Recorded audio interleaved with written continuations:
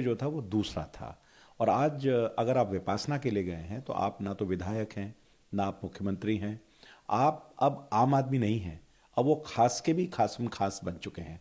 और इसलिए सत्ता का मोह जो उनका है, जो पूरा पैराफर्नीलिया है, जिस तरह की सत्ता उनको दिखाई देती है, लोग दिखाई देते हैं, पावर जो दिखाई देती है, तो वो पावर से अलग रह नहीं सकते। और विपासना में तो अगर आप इतना बड़ा टारगेट लेके चल रहे हैं, आपको डर किससे है? पंजाब में तो आपकी सरकार है और आपके ही विधायक हैं। तो पूरी तरीके से राजनीति में एक दोहरा चरित्र जीने वाले अरविंद केजरीवाल हैं, जिनको अभी समझ में आना चाहिए कि वो जो वीआईपी कल्चर खत्म करने की बात करते थे, उस वीआईपी कल्चर का मोह उनका आज भी छूट नहीं रहा है।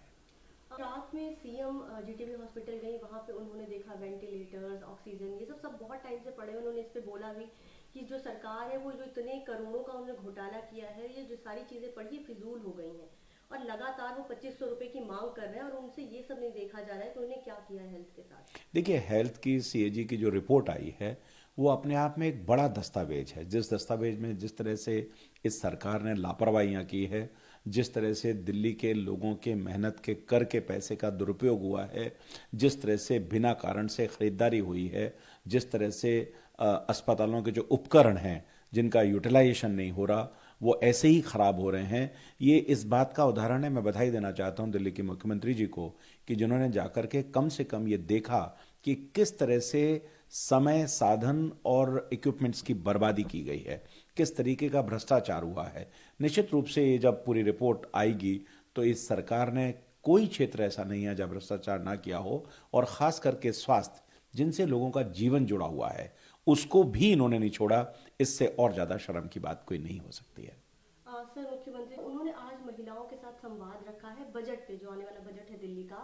उसने महिलाओं के सुझाव मांगा है, उसके साथ वो सचिवालय में वहाँ पे वो सारी उन्होंने मीटिंग करी हुई है। क्या कहना है सर, उसमें कितना इफेक्टिव होगा, कैसे सुझाव आ सकते हैं? देखिए, मुख्यमंत्री जी ने जो पहल की है, और विशेष करके सबसे बड़ी पहल उनकी महिलाओं के सुझाव लेने की है। हमारा पार्टी का जो जब हमने दिल्ली के चुनाव की जब हम बात कर रहे थे तो हमने लोगों से सुझाव लिए थे, हमने सभी वर्गों से सुझाव लिए थे। और हमारा संकल्प पत्र जो बना था, वो लोगों के संकल्प का ही एक पूरी तरह से इकट्ठा किया हुआ उदाहरण था। इसी तरीके से दिल्ली का जब बजट बन रहा है, तो मुख्यमंत्री जी की जो पहल है, ये पहल बहुत अच्छी है कि समाज के सभी वर्गों से उनके सुझाव लेना, वो अपनी दिल्ली को कैसा चाहते हैं, वो दिल्ली में क्या क्या परिवर्तन चाहते हैं, किन किन मदों पर उस बजट को वो और देखना चाहते हैं। तो अलग अलग वर्गों से उनका मिलना, व्यापारियों से मिलना, महिलाओं से मिलना, युवाओं से मिलना, पूरे प्रोफेशनल लोगों से मिलना, तो ये वरिष्ठ नागरिकों से मिलना, ये अपने आप में एक जनता का बजट, जनता के लिए, जनता के द्वारा। तो इस भावना से लेकर के मुख्यमंत्री जी को मैं बधाई देना चाहता हूं कि वो सभी लोगों से सुझाव ले रहे हैं और उस सुझाव के हिसाब से बजट बनाएंगी। एक और सवाल। आज परवेश वर्मा जी यमुना घाट की सारी जगह पे गए, ओखला, आपका आईटीओ, आपका सिग्नेचर ब्रिज, और उन्होंने इंस्पेक्शन किया, सारा उन्होंने प्लान देखा, डेवलपमेंट कैसे होता है, कैसे सफाई है। उन्होंने ये भी कहा है कि 3 साल के अंदर यमुना को हम साफ करके दिखाएंगे और मैं खुद डुबकी लगा के दिखाऊंगा। क्या कहना है सर, क्योंकि आने वाले पहले 11 साल तक जो आम आदमी पार्टी की सरकार है, उन्होंने भी यमुना पे बहुत राजनीति की और यमुना पे ही बातें चलती रहती। क्या लगता है आपको, कितना ये कारगर होगा और कब तक देखिए, आम आदमी पार्टी ने तो यमुना के बारे में बिल्कुल हमेशा से ही झूठ बोला था। लोगों को झूठे वायदे किए थे, हर बार हर साल 2 साल की बात करते थे। फिर 20 में आए तो उन्होंने दोबारा से 24 की बात की और उन्होंने कहा था कि 24 में अगर मैं यमुना को साफ ना कर पाऊं तो मुझे वोट मत दीजिएगा। तो लोगों ने उनकी आकांक्षाओं को पूरा किया और उनकी उनकी जो विश थी उसको पूरा कर दिया। और इस यमुना पर जो हज़ारों करोड़ रुपया खर्च हुआ, जो भ्रष्टाचार हुआ, मैं समझता हूं कि भारतीय जनता पार्टी के जो मंत्री हैं, प्रवेश वर्मा जी जो गए हैं, देश के प्रधानमंत्री मोदी जी ने भी इस संकल्प में कहा है कि इस यमुना को हम स्वच्छ करेंगे। निश्चित रूप से हमारी पूरी कैबिनेट, हमारे मंत्री, हमारे मुख्यमंत्री, हम सब विधायक मिलकर के यमुना का जो मिशन है, माँ यमुना जो जीवनदायिनी है, प्राणदायिनी है, लोगों को पानी देती है, उसको हम बिल्कुल ईमानदारी के संकल्प के साथ पूरा करेंगे।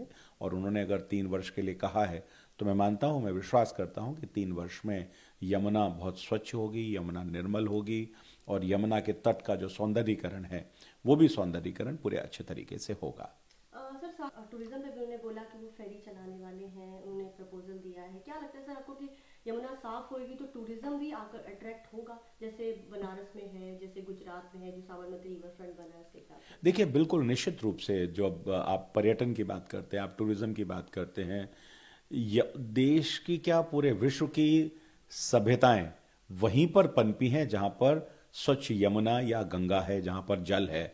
तो ये हमारे लिए बहुत बड़ी बात है कि जब ये सौंदर्यीकरण हो जाएगा, जब यहाँ पर रिवर फ्रंट बन जाएगा, तो उस रिवर फ्रंट बनने के बाद निश्चित रूप से लोगों को आकर्षण का केंद्र होगा पानी और जल और यमुना।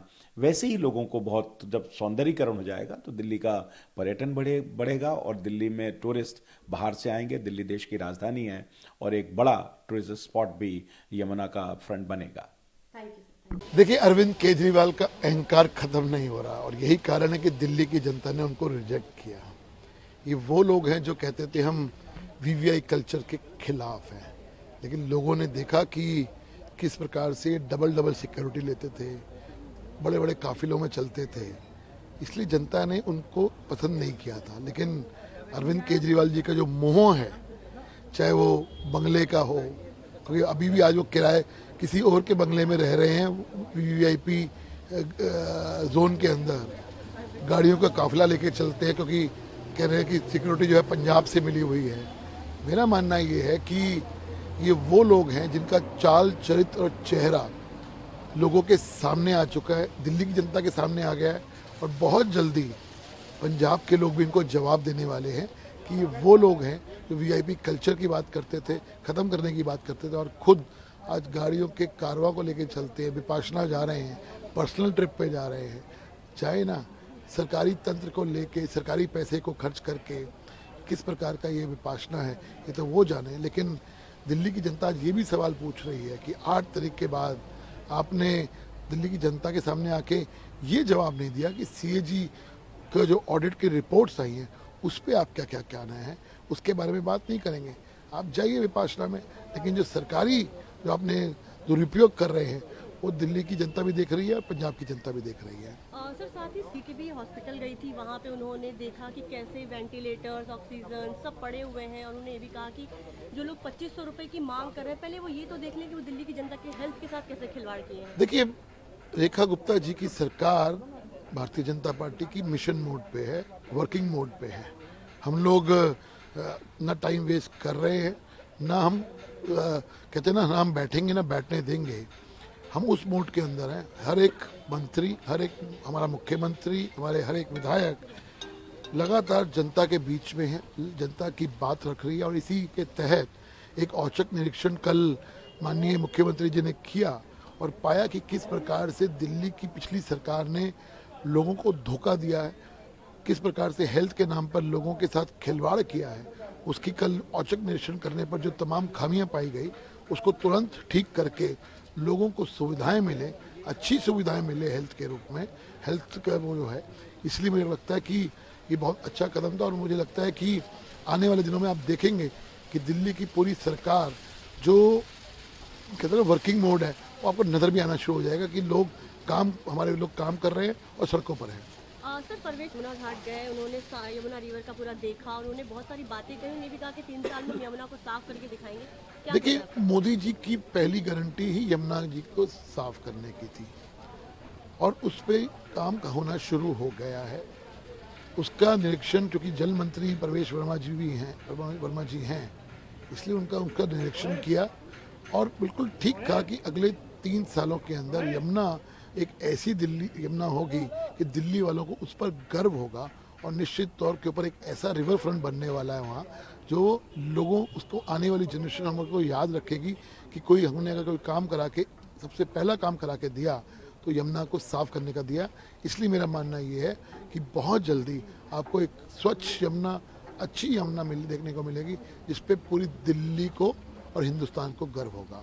सर, काफी सीएम ने आज महिलाओं के साथ मीटिंग की, उनसे संवाद किया कि आने वाले जो बजट में क्या सुझाव है, कैसे देखते हैं? विकसित दिल्ली को बनाने के लिए जो बजट आ रहा है उस पर लोगों के सुझाव मांगे जा रहे हैं।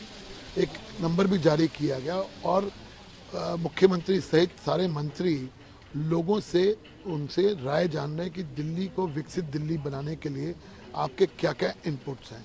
इसी को कहते हैं जनता की भागीदारी। और मुझे लगता है कि आज जब चूँकि महिलाओं से आज जो है, अगले 1-2 दिनों में व्यापारिक संगठन होगा, RWS से होगा, तमाम ऐसे लोगों के साथ भागीदारी होगी जिसमें हम विकसित दिल्ली को बनाने के लिए अग्रसर होंगे। वो पंजाब तो जिस कारणों से गए हैं वो हम सबको पता है कि दिल्ली का चुनाव हारने के बाद अपने लिए एक माकूल सीट ढूंढ रहे हैं, क्योंकि उनको अब ऐशो आराम की और अय्याशी की जो आदत पड़ गई है उसके बिना उनका गुजारा नहीं है। और मुझे लगता है विपाशना तो बहाना है। पंजाब में विपाशना नहीं, विलासिता है जो उनको चाहिए। ये विपाशना नहीं, ये ऐश्वर्य है, जो सहूलियत, जो VIP कल्चर की उनको आदत पड़ चुकी है। और मुझे तो लगता है ये विपाशना नहीं, ये वासना है भोग की, ऐशो आराम की, उन सारी सहूलियतों की जो उनको आदत पड़ चुकी है। जिस आम आदमी पार्टी के आम आदमी होने का दावा अरविंद केजरीवाल करते थे, ये वो है जो बिना किसी पद पर रहते हुए भी VIP कल्चर छोड़ने को तैयार नहीं है।